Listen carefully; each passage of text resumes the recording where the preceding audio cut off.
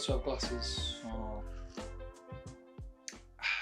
Hi everyone, welcome back. This is, I think, the third vlog, which is going to be following my journey from my lifelong career, job, business in the home improvement construction industry here in the UK to making hospitality, food, basically training to be a chef in a fine dining restaurant. It's going to follow that journey. The end goal, as I mentioned in the previous videos, becomes more and more blurred. So yeah, I'll come to that later on. So I think where we left off last time was just the lead up to the restaurant opening, me being in there, helping out and things like that. And then I started my first shifts at the restaurant, which I was really nervous about, like really nervous. I didn't realise how nervous I was until like the day before. Obviously, there was trepidation there, and I was thinking, you know, am I going to be able to do this? Am I going to look like an idiot? But then, like the day before, massive butterflies, like huge imposter syndrome. I was just thinking, you know, what am I doing? But I bit the bullet and I cracked on. The first weekend was obviously opening weekend, and the first day going in was really nerve-wracking. And as I expected, day one, there was a lot of prep. Everything is made on site, so nothing is bought in. Chris is like a real stickler on this. He wants to produce his own recipes and show off the qualities of British food and British ingredients. Yeah, everything that goes on a plate in that restaurant is made in that kitchen in the restaurant. Even making his own butter for the bread, making his own focaccia, and yeah, everything made from scratch, which is really good for me in the sense that I'm learning a lot of things, because I didn't realise it, but I was just about to say I picked up a lot of bad habits when it comes to cooking, but they're not really bad habits. It's kind of just the norm maybe for a lot of people, including myself. You know, making mayonnaise, you kind of think, I haven't got time to make mayonnaise, just buy it in, you know, it's never going to be as good. And I do have a soft spot for certain mayonnaise brands, QP Mayo being top of the list, but he makes his own mayonnaise, his garlic aioli, and learning to do that. I already knew how to do that, and I'd had a go before. I thought it's a bit of a faff, but I kind of get it now. I kind of get why he does it. He's in control of everything. If he makes a mayonnaise or an aioli and it isn't where he expects it to be, you know, he can tweak the ingredients going into it and get it to be exactly what it is that he's envisaged in his mind's eye that's going to go on that plate. So I've really enjoyed that side of it, you know, making salad dressings from scratch and things like that. It's really good, and it's been an eye-opener. So day one, I was pretty much a vegetable chopper. Like I said, there was a lot of prep, so there's a lot of chopping and slicing and mixing and everything that you can think of that's going to be in a professional kitchen goes on. So yeah, totally understood why that was my first task. I mean, we were all prepping, but the chopping was down to me. That was given to me, and I totally understand it, like I say, because I'm this guy who's done a few videos on YouTube. I've turned up, had a conversation with them, said, yeah, I can do this, I can do that, boom. Never worked in a professional kitchen. He's never seen me use a knife. So he kind of took a bit of a punt. So I understand that, you know, he's guided me in gently. And I do actually appreciate that, because for me, as soon as I walked in, and the first thing was, right, okay, you're in charge of the bitter leaf salad, so I need you to chop this chicory, I need you to slice this apple, and it kind of took a bit of a weight off the shoulders, the anticipation of getting in there and thinking I was going to be, you know, putting dishes together on the pass and things like that, like terrified me. So it kind of eased me into being in that kitchen in a really nice sort of pace and a really nice way. The first three shifts that opening weekend, they were 3 They call them doubles. It's double shifts. So it was lunch and dinner. So you do the lunch. So you do a lot of prep in the morning. Do the lunch service. Clean down all your stations, and basically reset the kitchen. You have a little break, and then you start again for dinner service. So it was really nice for me to do that and start to feel comfortable in the kitchen, start to feel comfortable conversing about the job, and the recipes and the food with Corey and Chris in the kitchen. It kind of put me at ease. I got to know them a little bit better. They got to know me a little bit better. And like, honestly, it started to move a little bit quicker than I expected. I thought I was going to be chopping vegetables for the first few weeks, which I still do, by the way. And there's nothing wrong with that. Anyone who's watching who is a commie chef or anything like that, or prep chef, it's an integral part of the kitchen. But because there's only 3 chefs in this kitchen, everyone has to book in on every little thing. So later on in the dinner service, I was giving dressings to sort the dressings out and things like that, putting the salads together rather than just making the salads. And towards the end of dinner service on the first day, they were actually let me put a couple of plates together, which was really nice. After watching a lot of that first day, as much as trying to help out where I could, and try not be in the way because it gets quite hectic at times. A lot of it was me just watching. So watching what Chris does, watching him on the pass, watching what Corey does, watching him putting them plates of food together, and just trying to memorize each step and how they do it, how much on each plate, the order in which they place the food on the plate and things like that. And it's a ton of information to try and take in, but you're trying to soak it up like a sponge. And I did the best that I could. And I put a couple of the plates together at the end of service, obviously with Corey and Chris over my shoulder and correcting me, on little things, which was really nice. And then on Saturday, similar thing, except a few more responsibilities, a few more. And then, first weekend was done. Come away, loved it. Absolutely loved it. It was a great experience. Couldn't wait to get back in there. And then I think we're on week 4 now.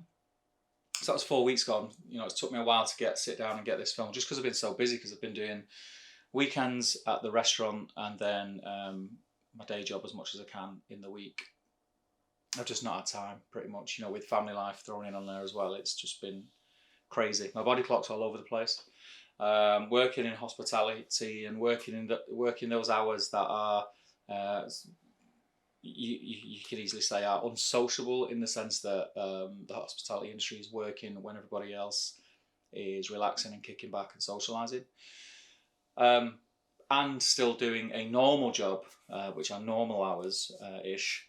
On top of that as well, my body clock is wrecked. There were some days where I was finishing a Sunday shift at like 11 o'clock in the evening, getting home for about past, and then just needing that little time at home to sit down, have a cup of tea, and kind of, just sort of gather my thoughts, catch up on emails and messages on my phone.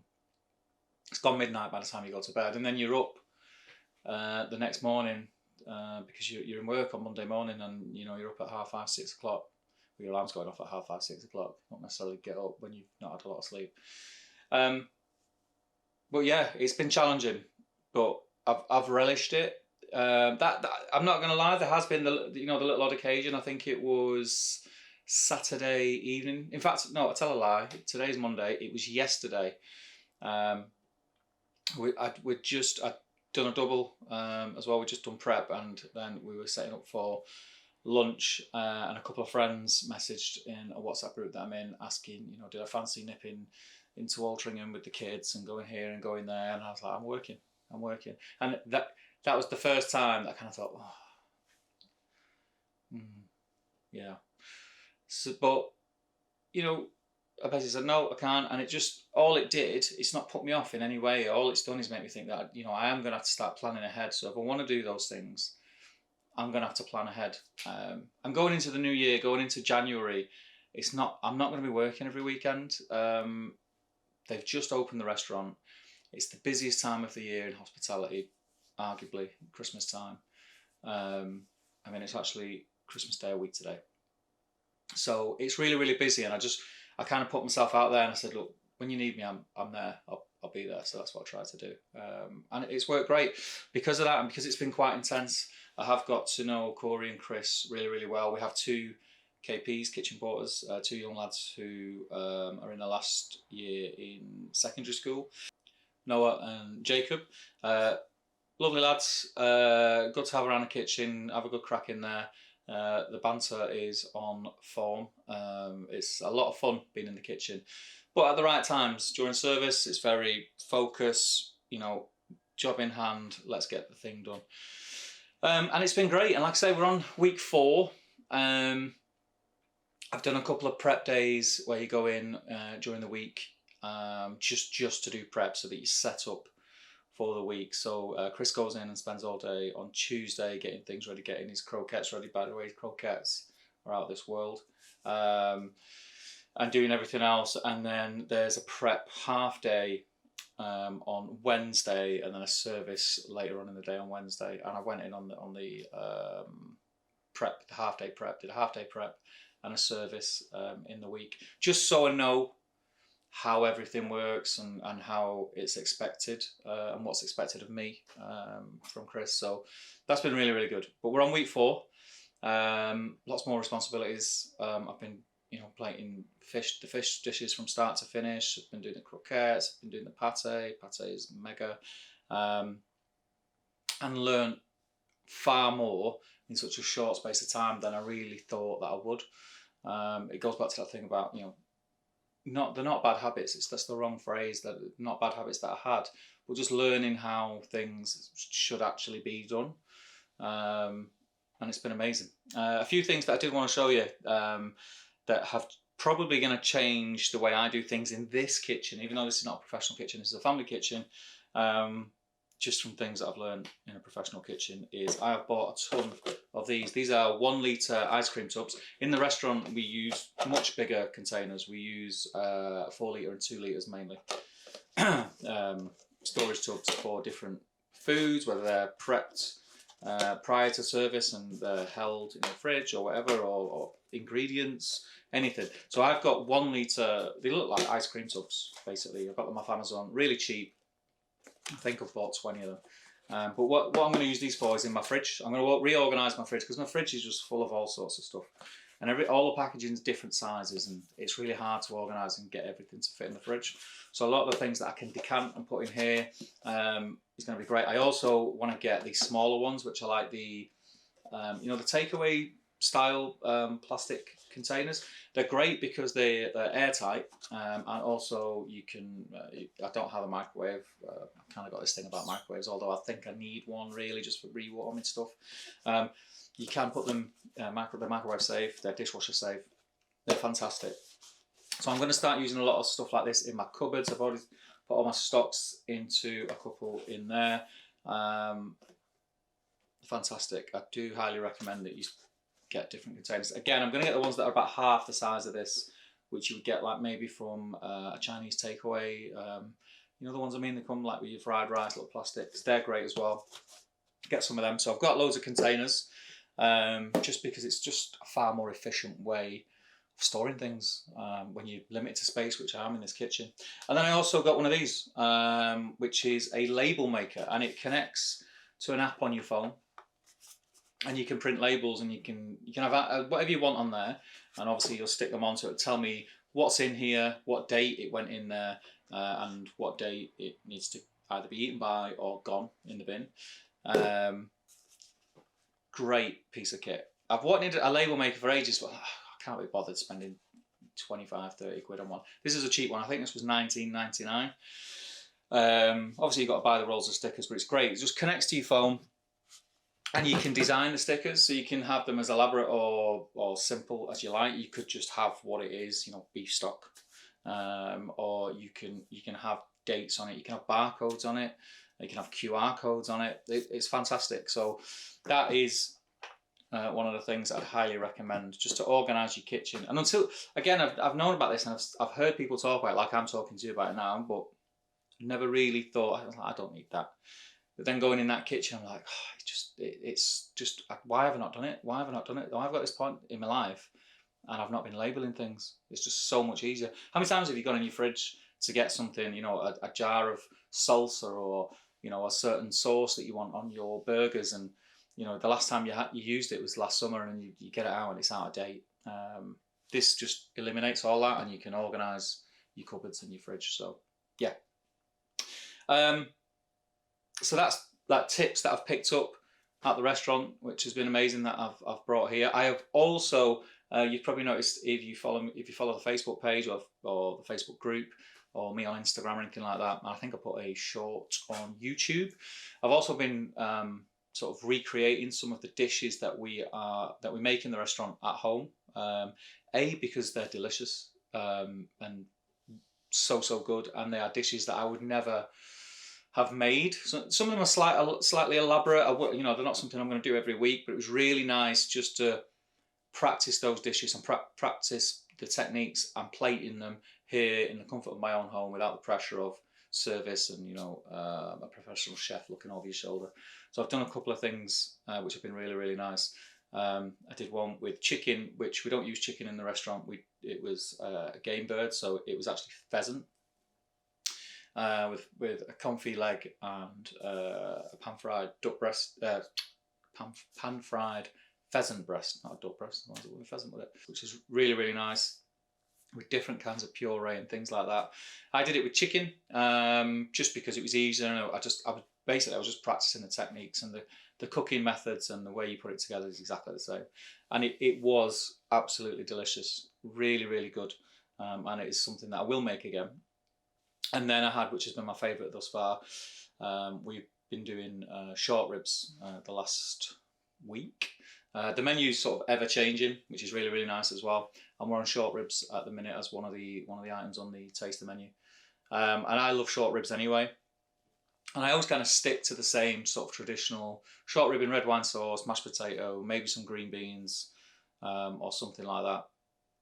But the way that Chris puts it together, and the flavours that he brings in and puts together on that dish, was something I would never ever done it. I would just not have done it. I would have stayed in my lane and just made that traditional short rib recipe that I've tried and tested.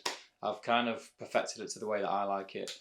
So it was nice to make short rib in a different way, and it was top drawer. It was delicious, absolutely delicious. I had extra, and I fed my neighbour, my good pal Warwick, over the road, and got amazing feedback off him.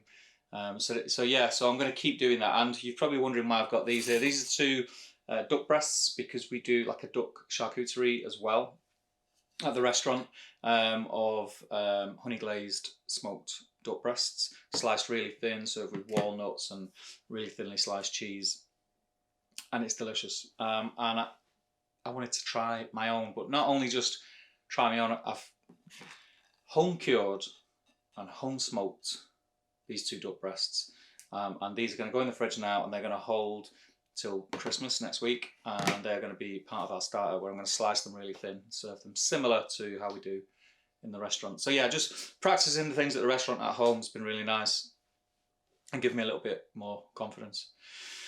So where's my head at? I did say that I was going to follow this journey and share with you guys all my thoughts and all my feelings, whether they're good, bad, or indifferent.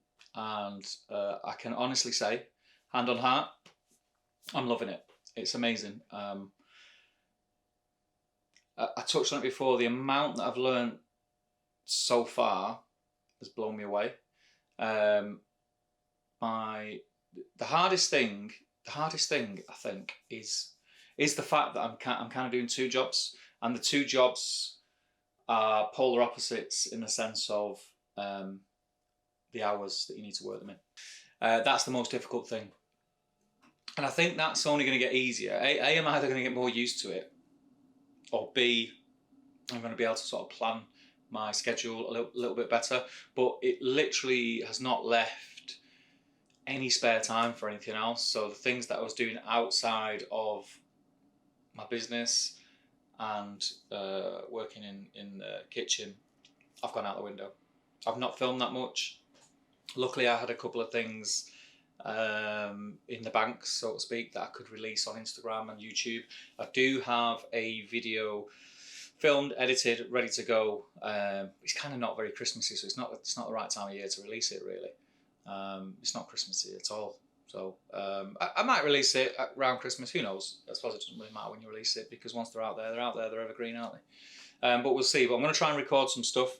I'm in the long, drawn-out process of planning Christmas dinner. So I've been putting the menu together. Obviously, we're having duck as part of one of the starters. I'm also making some pate. So I've got some, literally just before filming, I put some chicken livers in the fridge to soak in some milk for 24 hours. And I'm going to make the pate tomorrow. Make my own crackers. The meat is on order. I just need to go and pick up a ton of veg. There are a few things that I'm going to pre-make, like my red cabbage. I'll get my carrots blanched and vacuum packed, ready to go. I think I'm pretty much boxed off with most things. If you are interested in any Christmas cooking hints and tips, then get over to the Facebook group, because I'll be posting some things out in the coming days about just making your life a little bit easier over Christmas. So yeah, but yeah, all positive so far, all really, really good. One of the things that I would like to say is thank you to everyone who's been to the restaurant thus far. A couple of people that I know as well, which has been nice. But the feedback that seems to be coming back, I do often, in vanity more than anything else, search the term Linden Stores on Instagram and TikTok and things like that, and Google, and see what people are saying about it, whether they're sparking up conversations. And there's been a lot of people, as is the age that we live in today, who are recording their experiences in new restaurants that they try on Facebook and Instagram and things. And the feedback's been amazing. People have really, really loved the menu. So Chris has just knocked it out of the park with that. His way of thinking about food is kind of a joy to be around and witness. And yeah, I'm just looking forward to learning more and more. So yeah, thank you to everyone who's been. If you've not been and you live in the Northwest, or even better, you live in Cheshire, do get over to Knutsford and come and see us at Linden Stores. We would love to have you. But yeah, that's pretty much it for episode 3. I have got some footage. I may have overlaid some stuff on the video whilst I've been talking away. If not, I will do it now. But I think I've probably posted a few pictures and bits and bobs up. I mean to now, but whether I remember to do it when I'm editing the video is a different matter. Because yeah, I'm very sleepy at the moment. But that's it. So we're going to talk more in depth about the hospitality industry in the 4th vlog as I'm learning about it, because that's another thing that I've learned, not just like the cooking side and being a chef in a kitchen. I'm learning a whole lot more about the industry as a whole, just things that you pick up on and conversations that you hear, and it's been a great experience so far, and I can't wait to carry on with it. So yeah, I'll take the opportunity now. I'm wishing you all an amazing Christmas and New Year. I hope it's a good one for you. I hope you're surrounded by people that you care about, people that care about you, friends, family, loved ones. Yeah, and just try and make it as relaxing and wholesome as you can for yourself. Don't put too much stress on yourself, whether it's you that's cooking Christmas dinner. Remember, it's just a roasted dinner with a few bells and whistles. Don't get stressed, relax, try and prep ahead as much as you can. And to everyone else, just, yeah, I hope you have a great one. Be nice to each other. I will see you in the next vlog, if I don't see you before, on the Facebook group or on Instagram. Okay, people, take care. Bye-bye. Small city thinking, I get why you left. Small-minded people